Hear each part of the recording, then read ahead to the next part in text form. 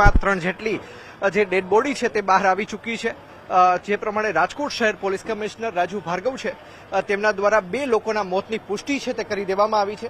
સાથોસાથ તેમના દ્વારા કહેવામાં આવ્યું છે રાજકોટ શહેરના તમામ જે ગેમ ઝોન છે તે બંધ કરી દેવામાં આવ્યા છે। સાથોસાથ જે પણ લોકો જવાબદાર હશે તે તમામ લોકો વિરુદ્ધ કાર્યવાહી છે તે ખાસ કરીને કરવામાં આવશે। 108ની ટીમ હજુ પણ અહીં રાખવામાં આવી છે। સંધ્યા, હજુ પણ કેટલાક લોકો છે તે અંદર દટાયા હોઈ શકે છે। જે કાટમાળ મેં આપને બતાવ્યો કે જે કાટમાળ આગળથી બેસેલો છે ત્યારે તે કાટમાળ જેમ જેમ નીકળતો જશે તેમ તેમ કેટલા લોકો દબાયા છે તેની પણ વધુ જે માહિતી છે તે ખાસ કરીને એસીપી સર પણ આપણી સાથે છે, આપણે તેમની સાથે પણ વાતચીત કરવાનો છે તે પ્રયત્ન કરીશું। પટેલ સાહેબ, શું કહેશો? હાલ હજુ પણ ફાયર બ્રિગેડની કામગીરી ચાલી રહી છે, શું કહેશો?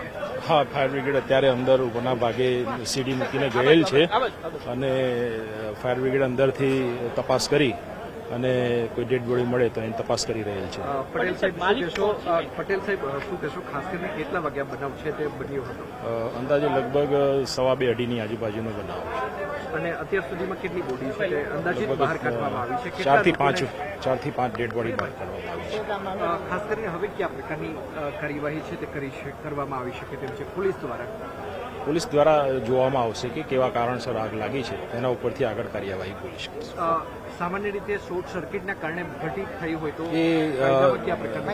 બનાવ વખતે કોણ હાજર હતા ને એમની પૂછપરછ કરીને સત્ય હકીકત શું છે આગળ ખાસ કરીને સીસીટીવી ફૂટેજ આપણે કોઈ લીધા હોય કેટલા? અત્યારે તો બચાવ કામગીરી ચાલુ છે, પછી જે પ્રમાણે સીસીટીવી ફૂટેજ કે બીજા અન્ય વિડીયો આવશે સામે એના ઉપર દાખલ કરવામાં। ટીઆરપી ગેમિંગ ઝોનમાં જે આગ લાગી છે અમુક કેઝ્યુઅલ્ટીઝ થઈ છે એવી માહિતી છે। અત્યારે આગ હોલવાનું કામ ચાલે છે અને એકવાર આગ હોલવાનું કામ બંધ થઈ જાય અને પછી બધું ઠંડુ થઈ જાય પછી એની અંદર જઈને તપાસ કરીએ કે એના અંદર કેટલી કેઝ્યુઅલ્ટીઝ છે અને સાથે સાથે એની પણ તપાસ થશે કે આ આગ કેવી રીતે લાગી છે અને બીજા જે બી જેટલા બી ગેમિંગ ઝોન છે એને એહતિયાતના તौर पे અત્યારે બંધ કરવાનું મેસેજ આપી દીધા છે અને એ બધા ગેમિંગ ઝોનની ઓડિટ કરવામાં આવશે। ટીમો જાય બિલકુલ એમાં પોલીસ ફરિયાદ નોંધવામાં આવશે, જે કાયદેસરની કાર્યવાહી છે એ બધું કાર્યવાહી કરવામાં આવશે।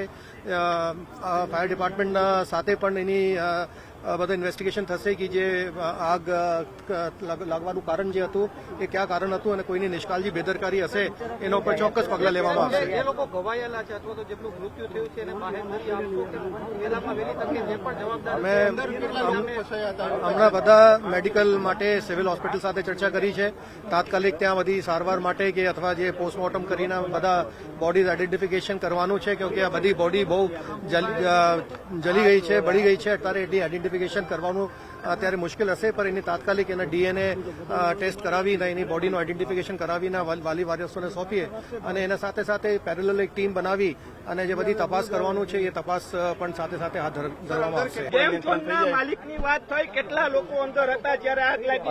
અત્યારે ચોક્કસ આંકડો મેળવવાની કાર્યવાહી ચાલુ છે અને આ જેટલા પણ લોકો અંદર છે મોટાભાગના બહાર નીકળી ગયા હતા। હવે જેટલા લોકો અંદર છે એના માટેની સર્ચ અને રેસ્ક્યુ ટીમ ચાલુ છે। मालिक चला गया सब, इतनी घटना ढूंढ रहे हो सकता है इतनी भीड़ के अंदर कहीं होगा, उसको ढूंढ रहे हैं, पता कर रहे हैं।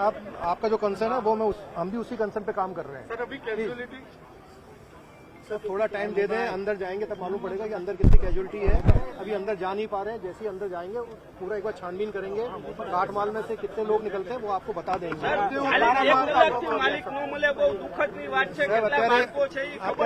અત્યારે ટીમ લાગી છે સર, એના માટે પણ ટીમ લાગે છે। આ લોકોના ટિકિટ વિન્ડો पे કોણ હતા, કેટલા ટિકિટો આપ્યા છે એની બધી કાર્ય ચાલે છે। અત્યારે આપણે રેસ્ક્યુમાં પડ્યા હતા, હવે એના સાથે એ પણ જોઈ રહ્યા છે।